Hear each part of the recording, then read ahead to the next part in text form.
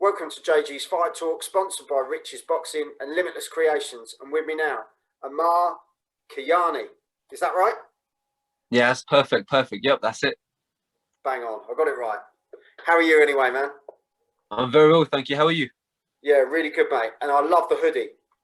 Oh, thank you so much.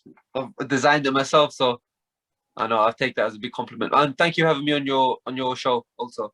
Oh, no problem at all. Honestly, I've heard good stuff about you, mate.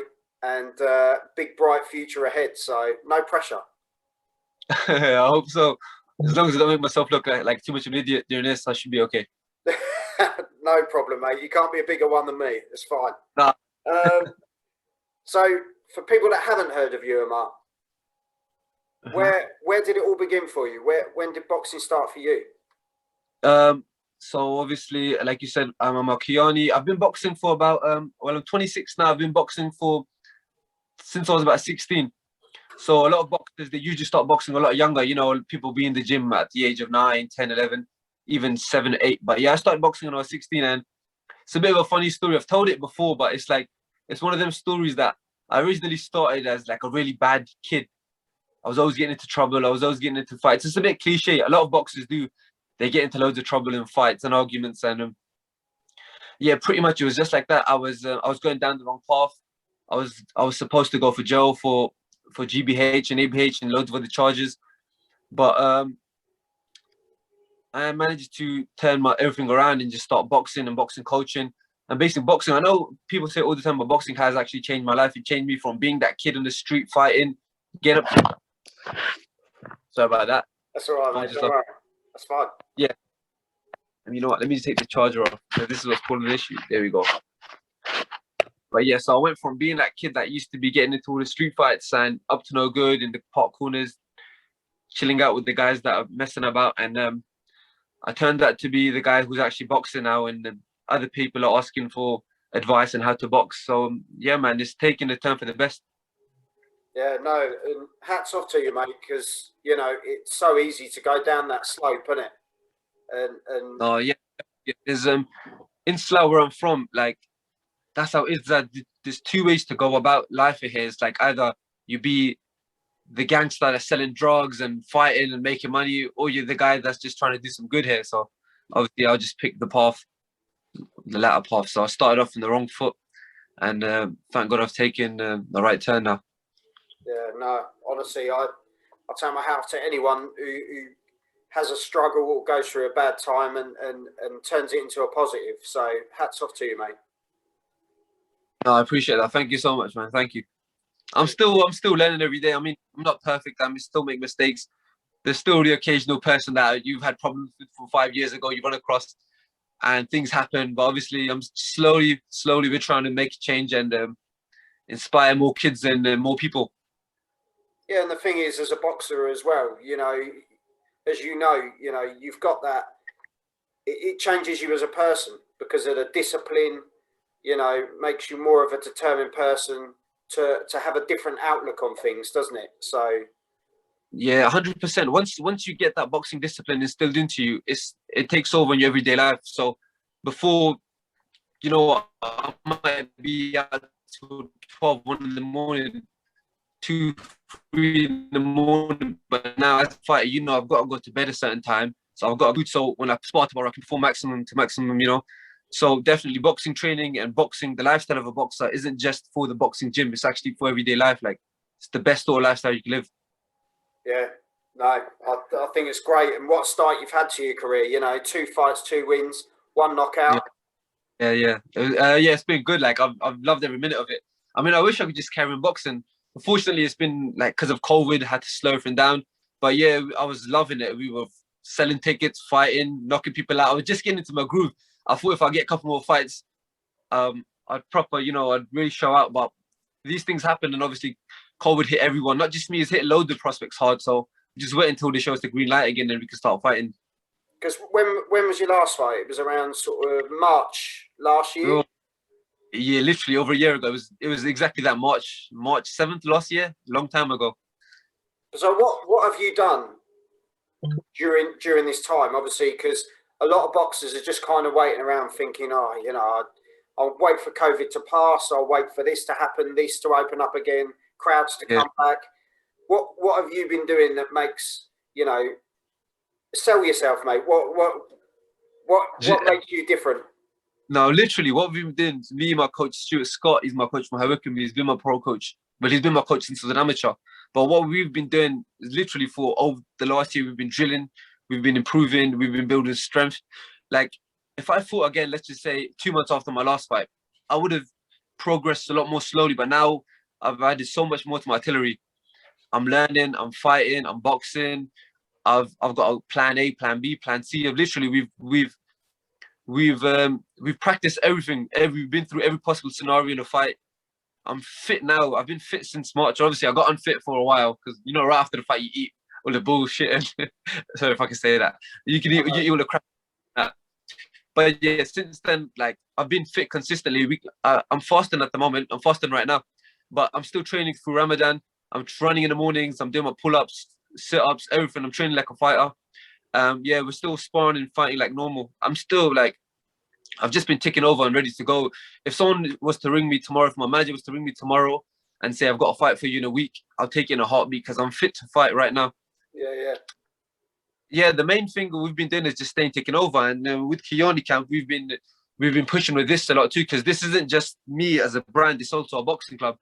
So we should be opening our doors up next week to Kayani Camp, a boxing club now officially open. Oh, mate, and that's going to give you even more fuel, isn't it, to push on and you know, keep doing what you're doing. And like you were saying, how's Ramadan affected your training? Because that must be hard. It is, but you know what? It's like I say to everyone, like, it's boxing's 80% mental, in my opinion. And you're only as thirsty as you want your body to be. Like, you could be dying for a drink of water, but if you firm it and just stay strong for the hour or so you're thirsty, and your body gets used to it a little bit, you can kind of rejuvenate yourself throughout the day, have a cold shower, and just get on with your day. I've been training like normal. I ran 3 miles this morning, and I did it like, for me, it's quite a quick time. I did it like a 20 minutes, 30 seconds. And I did that with the fast, and I did the rest of my session. If I go into the gym, I'll spar. I won't even use it as an excuse. Oh, I'm fasting, let me take it easy. I'll just go in there, spar like normal. If I pass out, I'll pass out.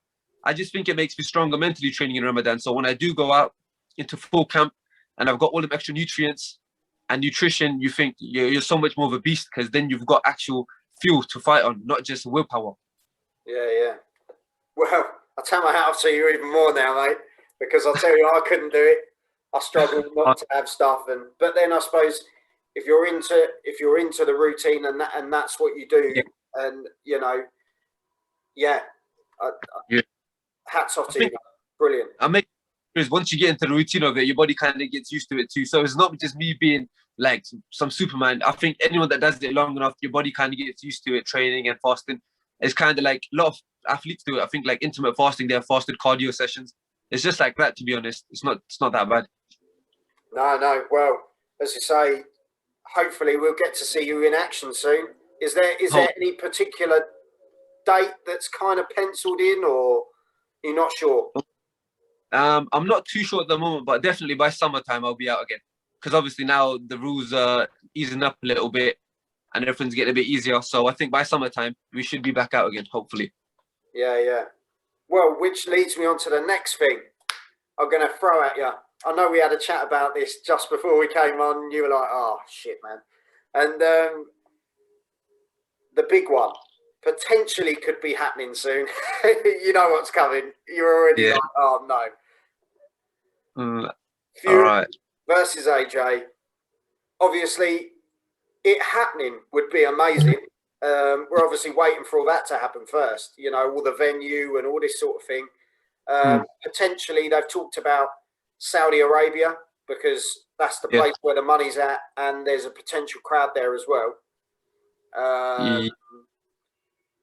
How do you see the fight breaking down? If you know, if you want to put a winner out there, you put a winner out there. It's a 2-fight deal.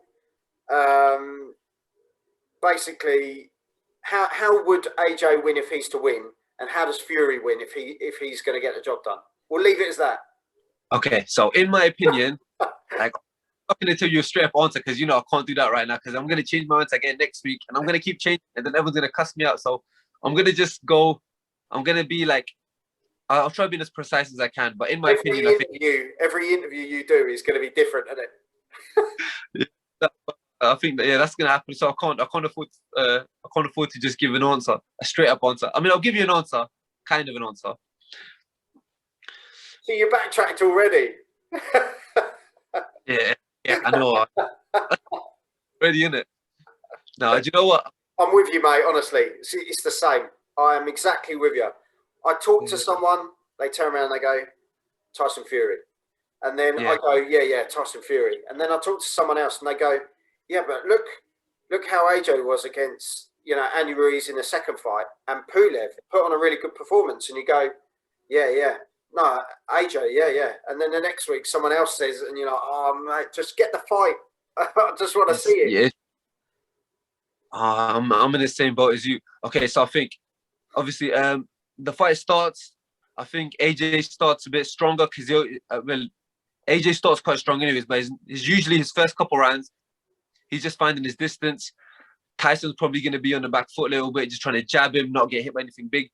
But I do think that AJ kind of blows himself out mid-stage of the fight because noticeably, he does that quite often. He goes for the kill sometimes, he misses, he gasses out a little bit. So I think AJ will step on the gas from round 4 or 5, try putting him out. And I think he doesn't put him out. I think Fury keeps moving, takes some big shots. He might go down, but I think when he gets up, he just outboxes AJ. Because he's been put down, the level, the scorecards are kind of even. So that's what I mean. It's going to be such a close fight.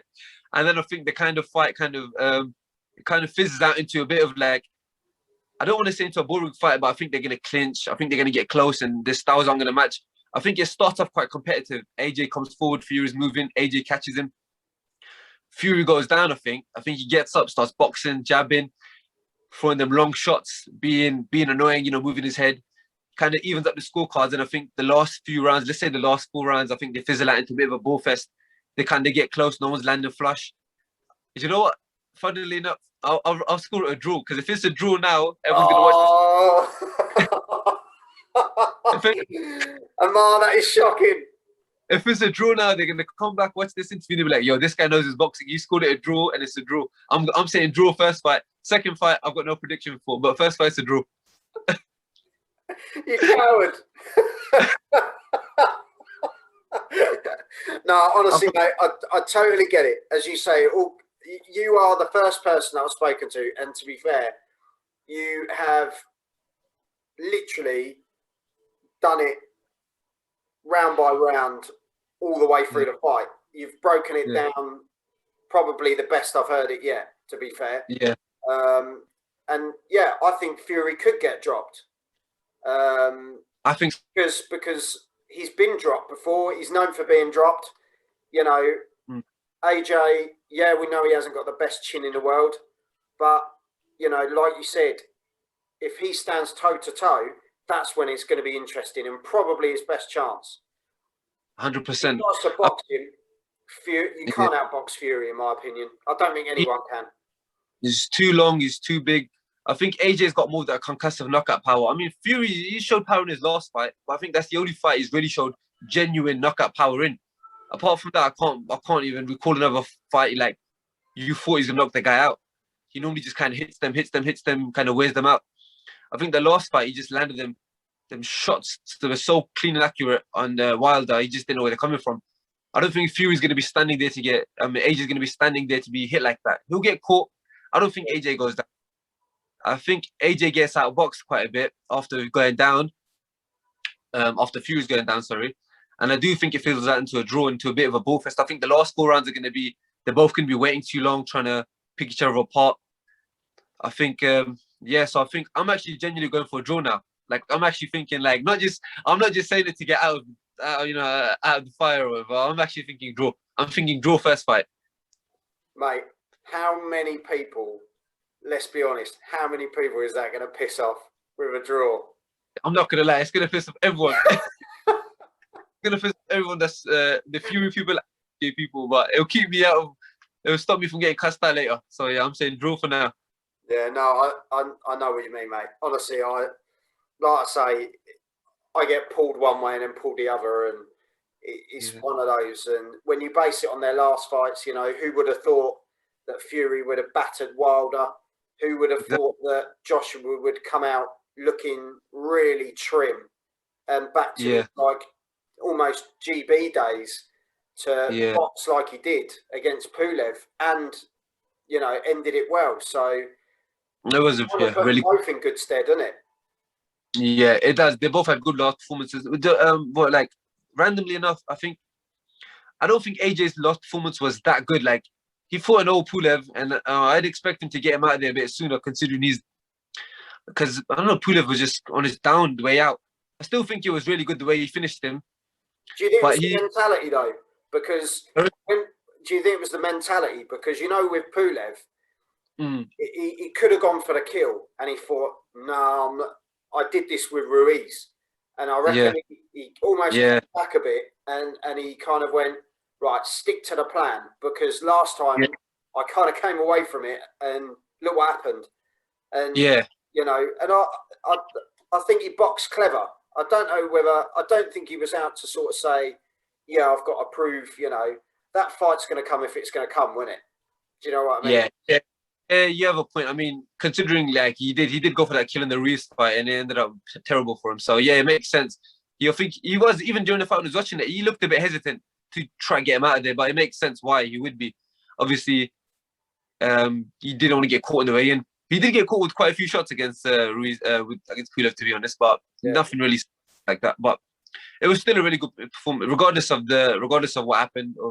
It's still like the emphatic finish, and it was a really good fight. Well, on that note, Amar, hopefully we're going to see you back in the ring soon. I really hope so, mate. I'm looking forward to it. As I say, I've heard really good stuff about you. The hoodie's on, and as I say, I hope it all goes well when the camp opens up again, and Yep. you can get going again and be surrounded by all the positivity, because that's what it's going to feel like. Yeah, and I appreciate them. Thank you so much. I'll make sure when I get the next batch tickets, and I'll send you some over. Come down and we'll just watch the fights and watch me knock someone out. It'll be good, man. Oh, honestly, mate, I'd love to come down. No problem at all. Just let me know. Definitely, definitely. Thank you so much for having me on your show, man, and I appreciate the opportunity just to speak to a wider audience. Thank you for having me on and give me some of your time. No problem at all. And when Fury and AJ draw in the first fight, mate, I Yo, want to eat my hat. I want to be back on. I want you to like name No. I'm genius, not giving you genius. the satisfaction, mate. You got like genius. I'm predicts perfect round by round stoppage, and and then I'll be like putting it up on all my socials saying I predicted it a long time ago. Mate, I might delete it by then. But no, honestly, who knows? Like we say, who knows? It's going to Yeah, be one of those, and yeah, let's just see how your career goes until we hear about that, because that could be going on for some time yet. So so much. Thank you. yeah, you keep up the good work, mate, and yeah, what a story as well. I appreciate that, man. Thank you so much. Thanks again. Yeah, and keep in touch, mate. Definitely, definitely. Take care. So thank you. Yeah, see you later, mate. Take care. Bye. Amar Kayani, what an absolute diamond. Can't wait to see him going forward. Big fights ahead for him. Let's get that third fight. Hopefully he can get out before the summer. We get to see him in action again. And yeah, if a ticket comes my way, I'll tell you, I'm definitely going. He's such a nice guy. As you say, he's had his past, you know, everyone has. But look what he's done now, and look what he's doing for the community and what he does now. And top bloke. Got loads of time for him. So yeah, get behind him on all the social media platforms. And yeah, you've been watching JG's Fight Talk, sponsored by Rich's Boxing and Limitless Creations. And if you like what you've seen today, go over to YouTube, hit the subscribe button, and check out the rest of the content. But thanks for tuning in. Take care.